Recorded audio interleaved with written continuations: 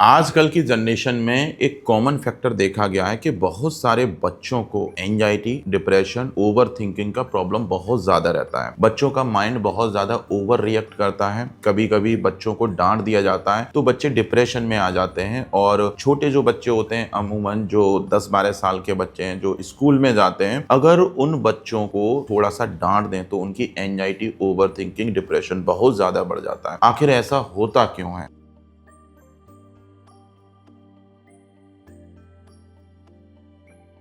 Hello friends, मैं Saumya Singh, founder of क्यारा स्ट्रो एबीसी। देखिए, आज हम समझ रहे हैं कि बच्चों को डिप्रेशन क्यों बढ़ता है, उसका रीजन क्या है और बच्चों का माइंड किस तरह से रिएक्ट करता है एक सिचुएशन में, और हम उसको किस तरह से कंट्रोल कर सकते हैं, उसको हम डिटेल में समझेंगे। देखिए, हमारी जो लोशु ग्रिड होती है, जब भी आप अपनी डेट ऑफ बर्थ के अकॉर्डिंग जब लोशु ग्रिड बनाएंगे तो लोशु ग्रिड में बनाने के बाद में उसमें पूरी डेट ऑफ बर्थ के नंबर्स जब फिल कर देंगे, अपने मूलांक को भी फिल करना बहुत जरूरी है और भाग्यांक को भी फिल करना बहुत जरूरी है। जब आपकी लोशु ग्रिड पूरी तरह से प्रिपेयर हो जाएगी तो आपको अपने ग्रिड में ये देखना है कि आपके बच्चे के ग्रिड में 1 नंबर कितने टाइम्स बढ़ा हुआ है और 9 नंबर कितनी बार है। अगर किसी के ग्रिड में 1 नंबर बहुत ज्यादा बढ़ेगा तो इसको बोलते हैं कि बॉडी के अंदर में वाटर एलिमेंट का कंसंट्रेशन लेवल बहुत ज्यादा है। तो ऐसे बच्चों का माइंड कुछ पर्टिकुलर सिचुएशंस में ओवर रिएक्ट करता है। जब भी बच्चों के शरीर में वाटर एलिमेंट ज्यादा होगा और फायर एलिमेंट कम होगा तो माइंड क्विक रिस्पॉन्ड करने की वजह से बच्चों में एंजाइटी, ओवर थिंकिंग, डिप्रेशन बढ़ने लगता है। ऐसे बच्चे दिमाग से जरूर तेज होते हैं क्योंकि दिमाग बहुत तेजी से चलता है। क्विक रिस्पॉन्ड करने की वजह से ओवर थिंकिंग में आ जाता है। अगर यहाँ पर हमने इसको वीकनेस में कन्वर्ट कर दिया तो ऐसे बच्चे डिप्रेशन की तरफ मोल्ड हो जाते हैं। फिर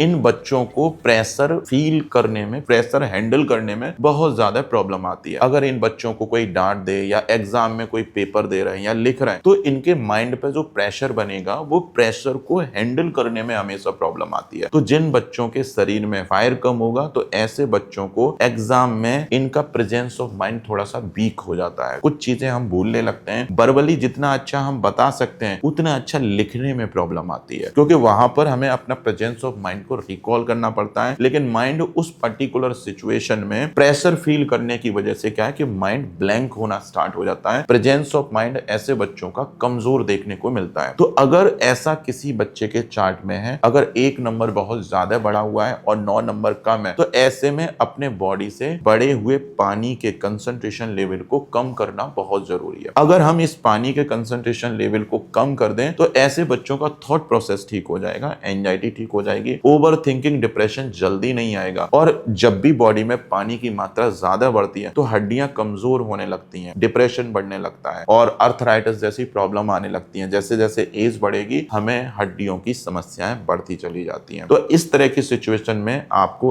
1 तारीख, 10 तारीख, 19 तारीख और 28 तारीख को पानी का डोनेशन करके चलना चाहिए। जितने भी जानवर हैं, गाय हैं और डॉग्स हैं, इनको हमेशा पानी भर के रखना चाहिए, पंछियों को पानी भर के रखना चाहिए। तो डेली बेसिस पे ये करके चल सकते हैं। अगर किसी इंसान को डोनेट कर रहे हैं तो 1, 10, 19 और 28 तारीख को पानी की कुछ बोतलें जरूर डोनेट करने चाहिए। इससे हमारा माइंड की साइकोलॉजी ठीक हो जाएगी, एंजाइटी, ओवर थिंकिंग जल्दी घेरेगी नहीं। अदरवाइज इसी तरह के बच्चों को डिप्रेशन बहुत ज्यादा बढ़ जाता है और यहीं से हेल्थ रिलेटेड इश्यूज भी डेवलप होते हैं। जब भी बॉडी के अंदर में पानी की मात्रा ज्यादा बढ़ेगी और फायर एलिमेंट कम होगा तो डिसीजन लेने में प्रॉब्लम आती है। डिसीजन लेट से लेते हैं, बहुत सोचते हैं, बहुत खूब सोच विचार करेंगे तब डिसीजन लेते हैं। पता लगता है कि जिन बच्चों के शरीर में पानी ज्यादा है ऐसे बच्चों के पेरेंट्स डिसीजन लेते हैं फिर ऐसे में, क्योंकि बच्चे को कहीं ना कहीं डिफिकल्टी फील होती है डिसीजन लेने में। तो इस तरह के कॉम्बिनेशन में देखना पड़ेगा कि बच्चे के बॉडी में कितना फायर है। अगर फायर का कंसंट्रेशन लेवल 50% है और वाटर एलिमेंट 150 से 200% पर है तो ऐसे में कुछ माचिस की तीलियों का मसाला हम बच्चों के पॉकेट में रख सकते हैं, एक पॉलीथिन के पाउच में भर के। तो इससे हमारा कॉन्फिडेंस, विल पावर में बूस्टअप मिल जाएगा। और साथ ही साथ में अगर पानी का डोनेशन कर दें तो इस तरह का माइंड जो ओवर रिएक्ट करेगा उससे बहुत सारी चीजों में रिलीफ रिलीफ मिल जाएगा। अदरवाइज बहुत ज्यादा क्विक रिस्पॉन्ड की वजह से एंजाइटी हमेशा हावी हो जाती है ऐसे लोगों पर। लेकिन यही चीज बच्चों को